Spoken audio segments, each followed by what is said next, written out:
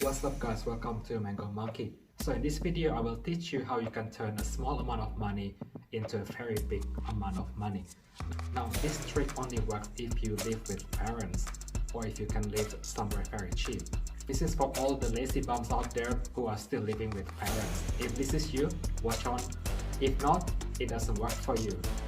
Okay, so 7 years ago I purchased my first home. I technically purchased that off the plan, but there was only a gap of around 6 months between the time I made my deposit and the time that the property settled. This was back in 2013. The property was priced at $509,000. It's a 1-bedroom apartment and I put in 20% deposit. At that time, as a first-home buyer, I also received the government grant. The government grant for the first-home buyer for a brand new property back then was $15,000.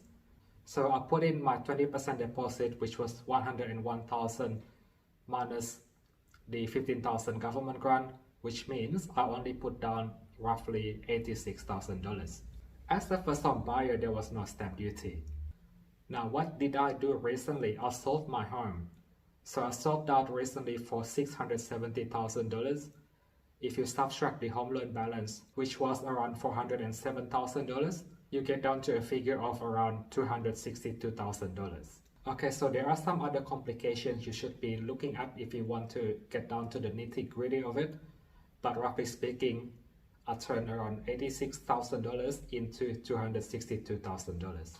Okay, so what are the complications? Number one is the capital gains tax. When you sell your property, you may need to pay capital gains tax.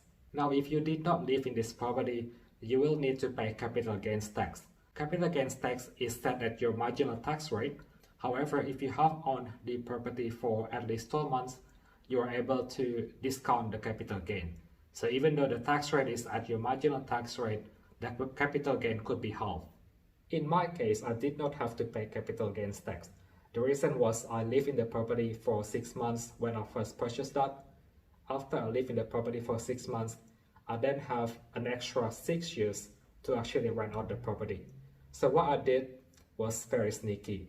I went back to live with my parents and I rented out the property to somebody else.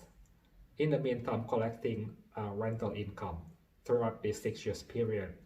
Towards the end of the 6 years period, I moved back into the property, which means I wouldn't need to pay capital gains tax when I sold.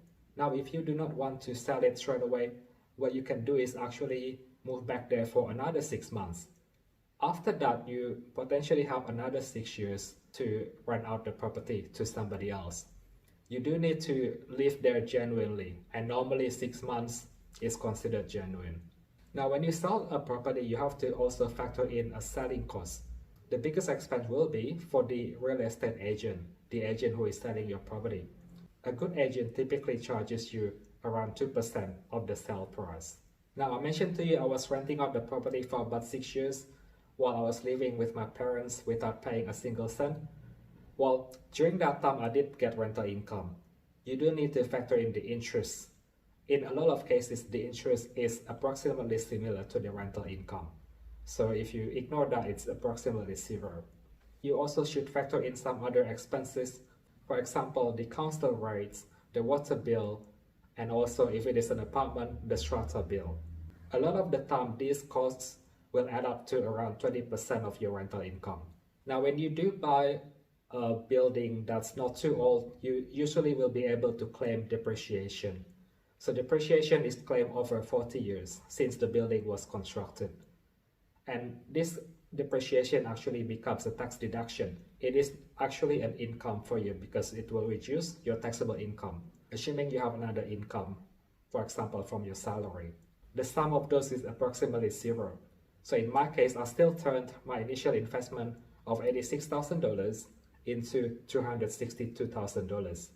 Impressive, isn't it?